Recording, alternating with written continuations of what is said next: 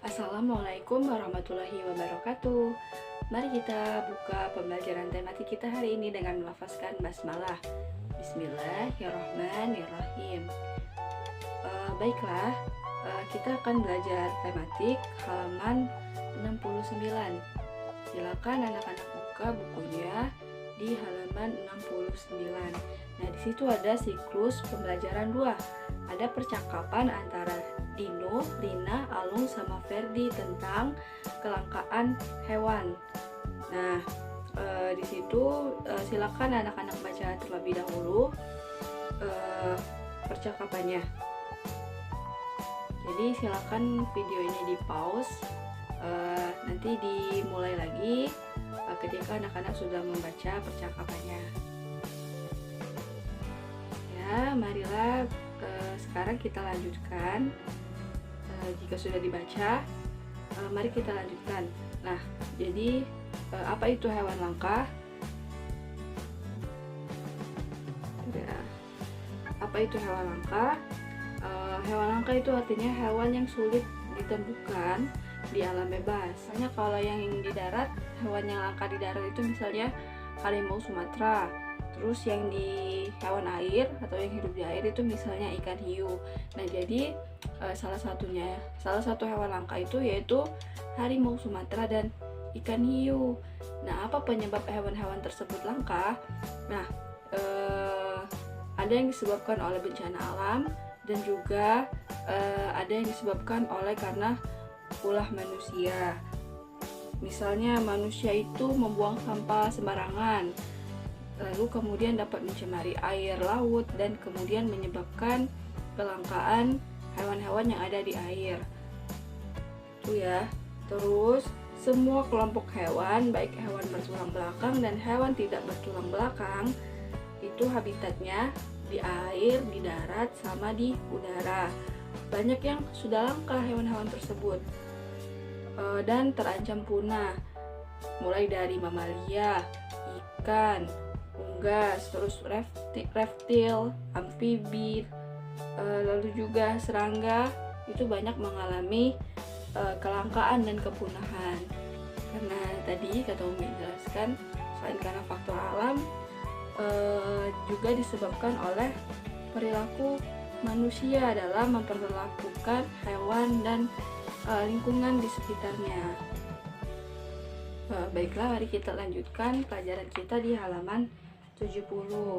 Nah, hewan liar itu sebenarnya dapat dijinakkan, namun tidak bisa sepenuhnya. Tidak dapat sepenuhnya kita kendalikan karena suatu saat sifat liar hewan tersebut pasti akan muncul, apalagi saat kondisinya terancam ataupun terdesak. Nah, jadi kemarin beberapa bulan yang lalu kan sempat viral kan berita tentang harimau yang menerkam manusia di beberapa daerah, khususnya di daerah Sumatera. Itu ada banyak sekali kasus harimau itu masuk ke perkampungan penduduk dan menerkam manusia.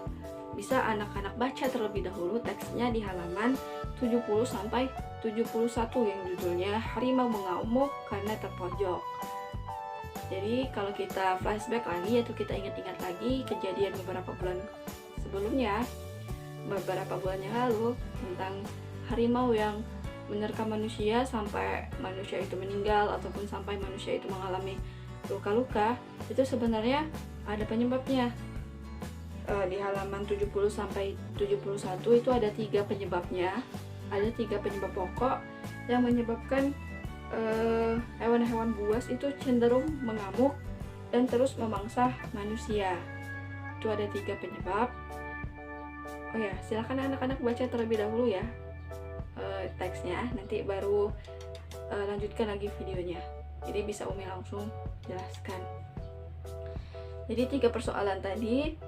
Yang pertama adalah masalah fragmentasi atau semakin terpecahnya habitat harimau Sumatera yang timbul akibat konversi atau alih fungsi lahan untuk kebun dan jalan tembus di dalam hutan.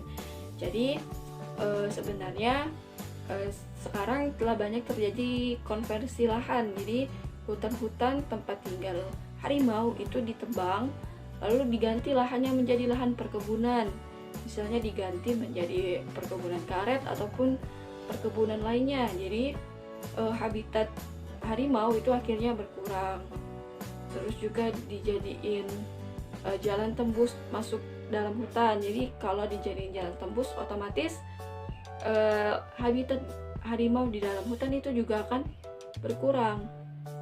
Lalu yang kedua adalah praktek pembalakan kayu atau illegal logging.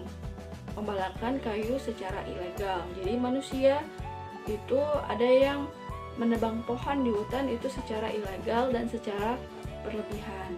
Jadi kan hutan itu tempat tinggal harimau.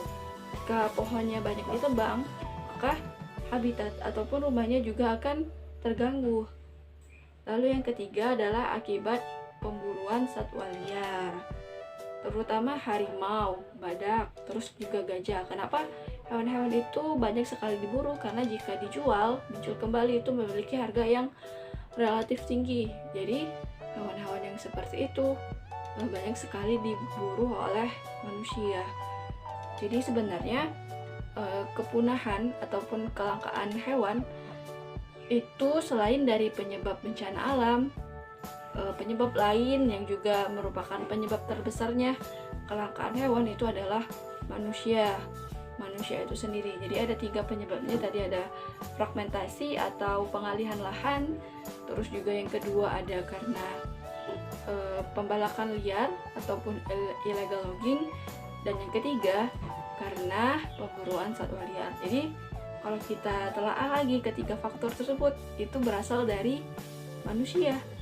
Nah, sehingga pada akhirnya ketika harimau itu rumahnya diganggu ataupun habitatnya diganggu, mereka akan memasuki kawasan penduduk karena di hutan tempat mereka tinggal itu sudah terganggu habitatnya. Terus juga ketika habitat terganggu, maka sumber makanan mereka itu akan berkurang. Makanya hewan-hewan yang habitatnya terganggu itu akan memasuki pemukiman penduduk di sekitar hutan itu untuk mencari makanan ataupun untuk mereka tinggal.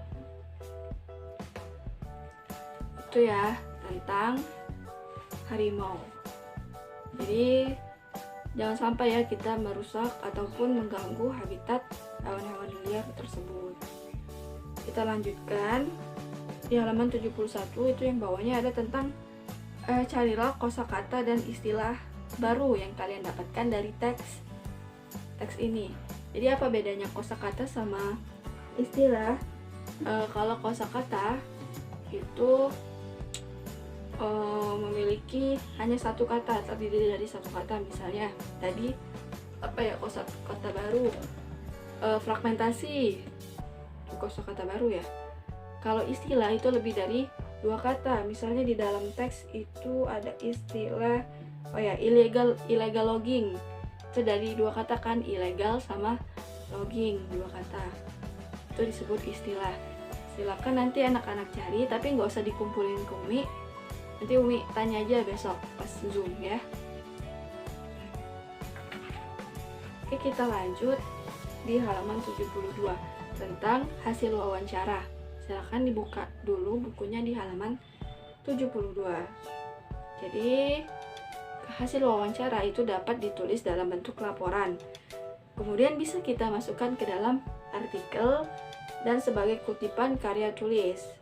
Hasil wawancara dapat disajikan dalam bentuk dialog ataupun narasi. Hasil wawancara yang disajikan dalam bentuk dialog atau narasi harus memperhatikan hal-hal berikut. Ada 4 hal yang harus diperhatikan jika wawancara itu dituliskan dalam bentuk narasi ataupun dialog. Yang pertama, kata-kata yang diucapkan narasumber ditulis apa adanya. Jadi kita sebagai pewawancara, jika menulis wawancara itu dalam bentuk narasi ataupun dialog, kita tidak boleh mengurangi ataupun menambahkan kata-kata yang disampaikan oleh narasumber. Jadi tuliskanlah kata-kata yang diucapkan secara apa adanya. Hal tersebut membuat hasil wawancara terasa hidup, seolah-olah narasumber langsung bercerita kepada setiap pembaca. Yang kedua, Kejadian-kejadian, keterangan-keterangan, dan pendapat-pendapat harus disampaikan dengan jelas dan sesuai dengan yang diucapkan narasumber. Itu jelas ya. Jadi harus dituliskan dengan jelas dan sesuai dengan apa yang disampaikan oleh narasumber. Yang ketiga, wawancara menjadi efektif jika tujuan wawancara itu jelas, yaitu untuk memberi informasi atau untuk hiburan atau untuk bimbingan ataupun untuk laporan. Jadi tujuan wawancara itu jika jelas, maka hasil wawancaranya juga akan lebih efektif.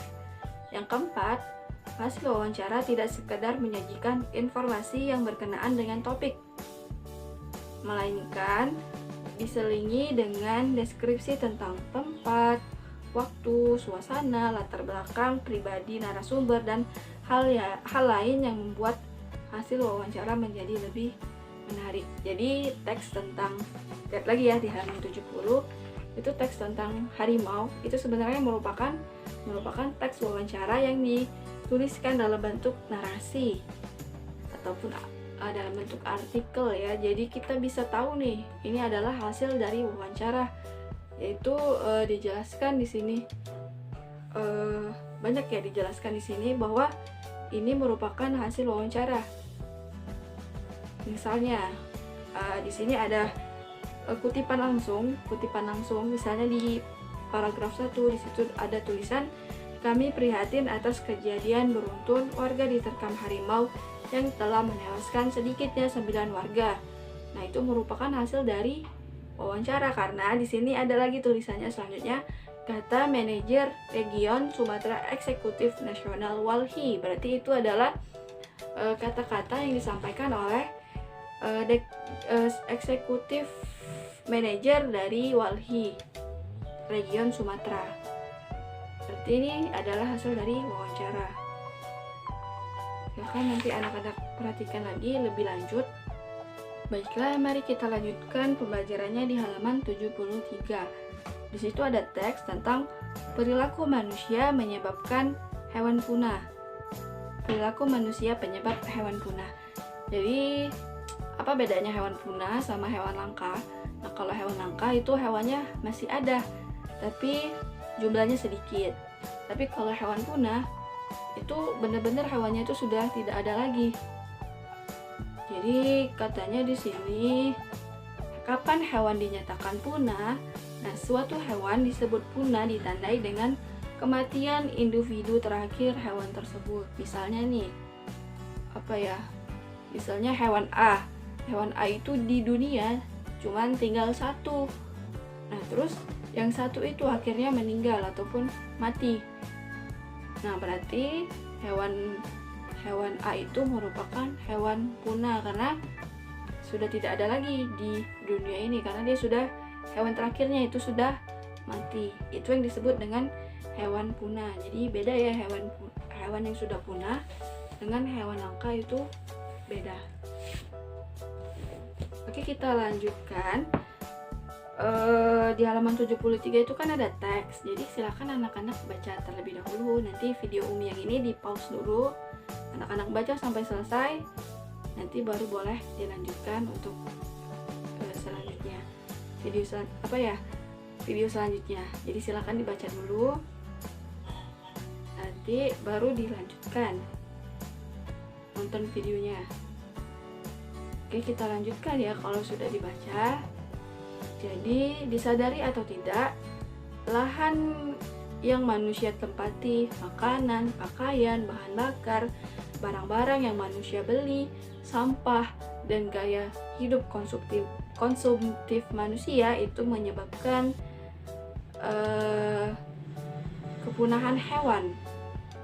Misalnya nih, penggunaan lahan hutan untuk perumahan. Jadi hutan-hutan itu ditebangi untuk akhirnya dibuat perumahan. Itu merupakan salah satu penyebab kepunahan hewan-hewan. Terus juga limbah-limbah hasil produksi industri yang kita gunakan, itu yang dibuang ke sungai ataupun dibuang ke laut akhirnya akan mencemari perairan. Itu juga pada akhirnya akan menyebabkan kepunahan hewan-hewan perairan. Lalu juga eksploitasi pohon atau penebangan pohon secara berlebihan, lalu penggunaan kertas yang secara berlebihan itu kan menyebabkan banyak sekali pohon yang ditebang. Itu juga dapat mengurangi jumlah pohon dan dapat mengganggu kestabilan hutan, pada akhirnya juga akan menyebabkan kepunahan jenis-jenis hewan. Kita lanjutkan ya. Jadi secara khusus aktivitas manusia yang mengakibatkan kepunahan hewan adalah perusakan hutan. Ketika manusia merusak hutan, hewan kehilangan sumber makanan, tempat tinggal, dan tempat untuk berkembang biak. Ketika hewan liar kehilangan tempat tinggalnya, mereka menjelajah ke tempat manusia, jadi ke pemukiman manusia. Ketika hewan itu kehilangan habitat, kan tadi ketika Umi jelaskan, dia pasti akan ke tempat manusia kan.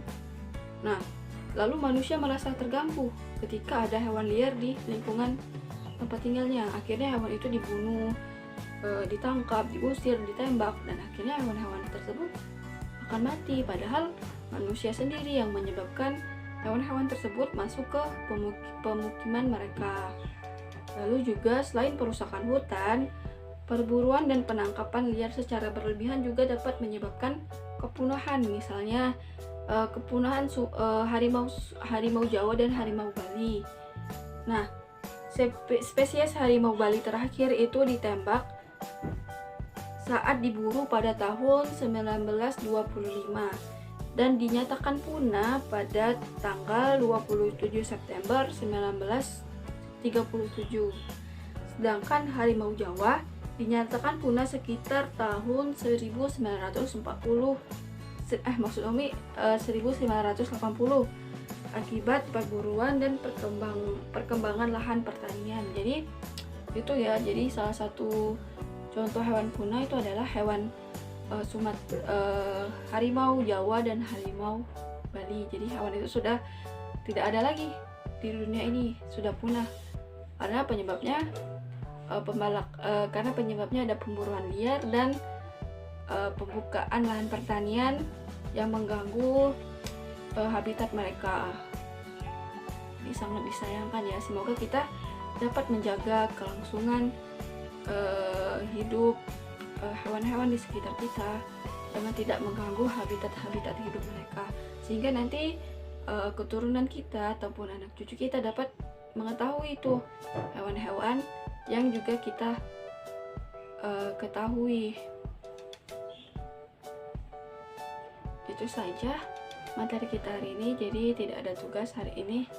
Silakan dipahami dan pastinya akan Umi tanya besok. Jadi kita tadi sudah belajar tentang teks, tentang harimau, kita belajar tentang apa itu hewan langka dan apa itu hewan punah, terus juga tentang kosakata, terus tentang istilah, juga tentang hal-hal yang harus diperhatikan saat menulis hasil wawancara dalam bentuk narasi ataupun dalam bentuk artikel. Silakan anak-anak pahami lagi. Kita akhiri pertemuan kita hari ini dengan melafazkan hamdalah. Alhamdulillahirabbil alamin. Wassalamualaikum warahmatullahi wabarakatuh.